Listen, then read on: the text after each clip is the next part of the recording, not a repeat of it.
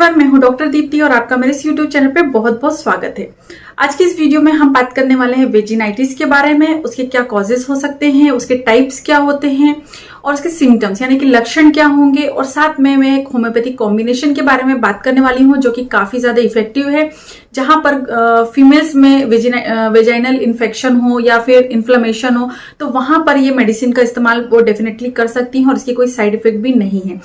तो इस वीडियो को जानने के लिए और वेजिनाइटिस के बारे में समझने के लिए एंड तक इस वीडियो के साथ जरूर बने रहिए।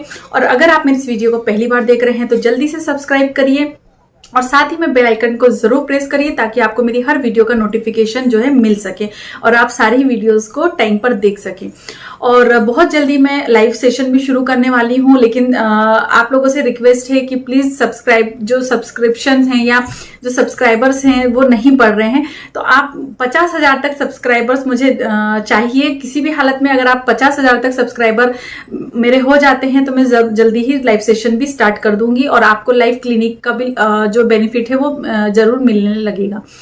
तो चलिए इस वीडियो को हम शुरू करते हैं और जानते हैं कि आखिर वेजिनाइटिस तो सबसे पहले हम बात करते हैं कि आखिर वेजिनाइटिस होता क्या है। तो vaginitis is a inflammation of the vagina, जहां पर आपको बहुत ज्यादा ईचिंग हो सकती है, डिस्चार्जेस हो सकते हैं, साथ में पेन भी होता है यानी दर्द भी होता है बहुत सारी फीमेल्स में। और इस समय तो मुझे काफी ज्यादा फीमेल्स के मैसेज आ रहे हैं कि उन्हें बहुत ज्यादा ईचिंग की प्रॉब्लम है, स्वेलिंग बहुत ज्यादा है, तो हो सकता है कि वो उन्हें वेजिनाइटिस की प्रॉब्लम हो।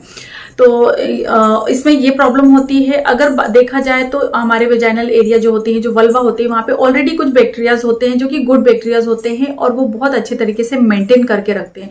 क्योंकि जो हम फीमेल्स वेजाइनल एरिया है, जो वल्वा होती है, वो बहुत ज्यादा मॉइस्ट होती है, वहां पर खुद अपने आप क्लींजिंग होती है और वहां पे जो बैक्टीरियाज होते हैं वो उसके पीएच लेवल को बराबर मात्रा में बैलेंस करके रखने में हेल्पफुल होते हैं। तो जब भी कभी इस तरीके के बैक्टीरियाज की मात्रा या इसका बैलेंस गड़बड़ा जाता है या बैलेंस कुछ डिस्टर्ब हो जाता है तो वहां पे अदर बैक्टीरिया जो है वो पनपने लगते हैं और इन्फेक्शन क्रिएट करने लगते हैं। और जो मेनोपॉजल एज में जो फीमेल्स होती हैं, जिनमें जहां मेनोपॉज होता है या जहां पर पीरियड्स पूरी तरह से बंद होने वाले होते हैं, तो उस दौरान ईस्ट्रोजन लेवल जो होता है हार्मोन्स का वो बहुत ज्यादा डाउन होने लगता है और उसके वजह से भी आपका पीएच लेवल गड़बड़ हो सकता है, उसका बैलेंस डिस्टर्ब होता है, जिसकी वजह से भी आपको वेजिनाइटिस की प्रॉब्लम हो सकती है। और अदर स्किन डिसऑर्डर्स जो होते हैं या स्किन की कोई प्रॉब्लम हो या डिजीज हो, उसकी वजह से भी आपको वेजिनाइटिस की प्रॉब्लम जो है हो सकती है। देखा जाए तो ये 3 टाइप्स में हो सकते हैं, बैक्टीरियल वेजिनाइटिस या बैक्टीरियल वेजिनोसिस, जहां पर आपको बैक्टीरियल इन्फेक्शन होता है।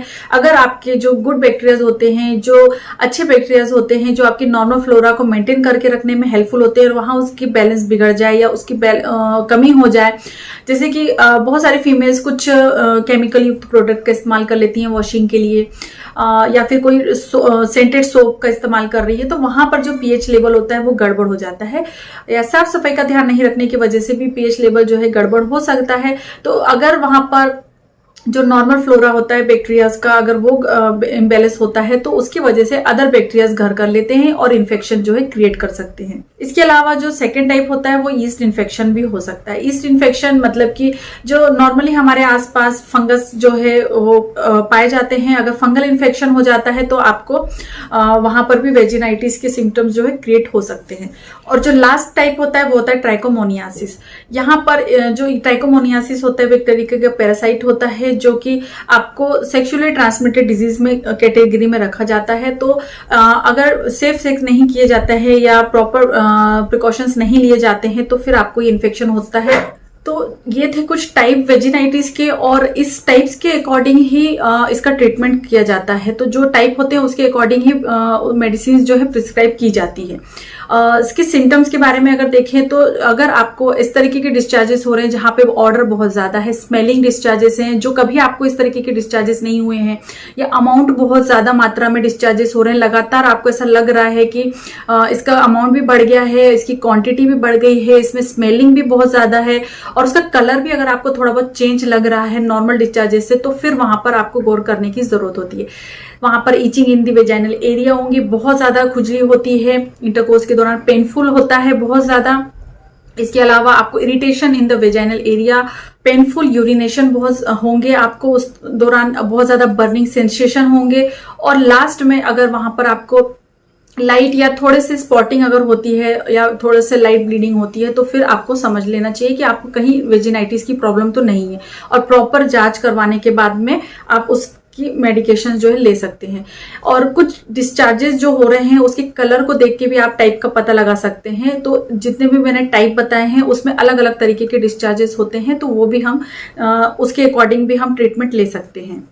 तो ऐसी फीमेल जिनको डिस्चार्जेस हो रहे हैं जो कि कभी पहले नहीं होते थे, और उस डिस्चार्जेस के अकॉर्डिंग वो टाइप का पता लगा सकते हैं। तो जैसे बैक्टीरियल वेजिनोसिस में जो डिस्चार्जेस होंगे वो ग्रेश व्हाइट कलर के होंगे, बहुत ज्यादा फाउल स्मेलिंग होगी, बहुत ज्यादा उनको ऐसा फील होता है। जब पेशेंट आते हैं तो बताते हैं फिशी ऑर्डर है, बहुत ज्यादा फिश के जैसे उनके डिस्चार्जेस में से स्मेल आ रही है, और बहुत ज्यादा उनको पेनफुल कंडीशन है, तो फिर अंदाजा लगा सकते हैं कि बैक्टीरियल वेजिनोसिस है।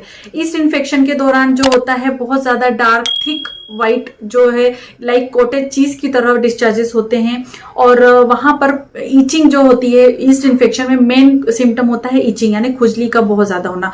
और ट्राइकोमोनियासिस में ग्रीनिश डिस्चार्जेस होंगे, थोड़े से येलोइश हो सकता है।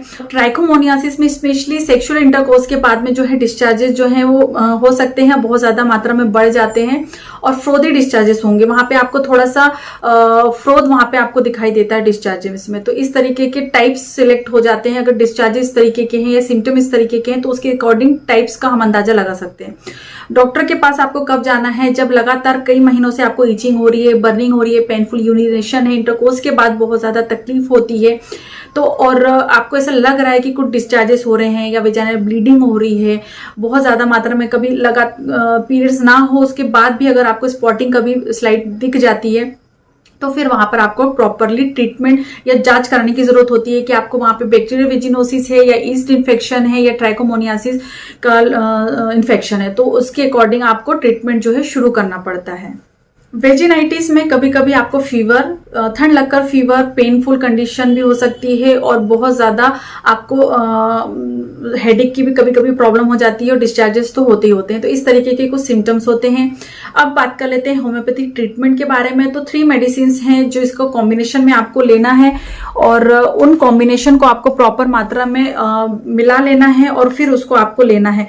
तो जो वेजिनाइटिस में जो 3 मेडिसिन हैं वो हैं हेलोनिया, इसको आपको मदर टिंचर फॉर्म में लेना है, और कैंथेरिस, इसे भी आपको मदर टिंचर फॉर्म में लेना है, और लास्ट में जो होम्योपैथी मेडिसिन है वो है थूजा, इसे भी आपको मदर टिंचर में लेना है। मतलब सबसे पहले होम्योपैथी जो है होम्योपैथी में वो है कैंथेरिस, इसे मदर टिंचर में, हेलोनियास मदर टिंचर, और साथ में थूजा मदर टिंचर। इनको प्रॉपर मात्रा में आपको मिक्स करना है, और इसको फिर आपको बनाकर रखना है, और इस मदर टिंचर को आपको लगातार 3 महीने तक लेना है। और ये जो मदर टिंचर है ये आपके हर तरीके के इन्फेक्शन में काम आएगा, वेजाइटिस में काम आएगा। अगर ईचिंग है, बहुत ज्यादा पेनफुल यूरिनेशन है और इरिटेशन है बहुत ज्यादा, तो ये मेडिसिन जो है, चाहे फिर बैक्टीरियल वेजिनोसिस हो, चाहे ईस्ट इन्फेक्शन हो, ट्राइकोमोनियासिस हो, उसमें सभी में ये जो कॉम्बिनेशन है वो वर्क करता है। तो पहले आप 15 दिन लेकर देखें, और अगर आपको आराम लगता है तो आप इसको कंटिन्यू कर सकते हैं। और बराबर मात्रा में मिलाना है, आप शॉप से बनाकर भी लेकर आ सकते हैं। तीनों ही मेडिसिन काफी इफेक्टिव है। वेजिनाइटिस के केसेस में, नॉर्मल ईचिंग में, स्वेलिंग है, या बहुत ज्यादा ऑर्डरस वेजाइनल डिस्चार्जेस हो रहे हैं, तो आप इस मेडिसिन को डेफिनेटली ले सकते हैं।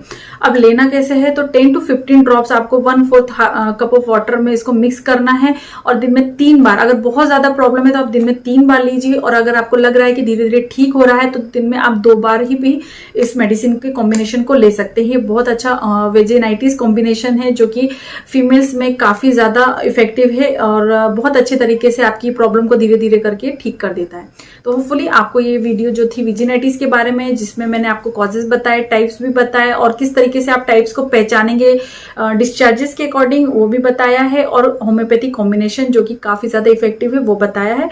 तो आशा करती हूँ वीडियो पसंद आई होगी। अगर पसंद आई है तो लाइक करिए, और साथ में शेयर भी करिए, और अगर आपने पहली बार वीडियो देख रहे हैं तो सब्सक्राइब करिए, साथ में बेल आइकन को भी जरूर प्रेस करिए।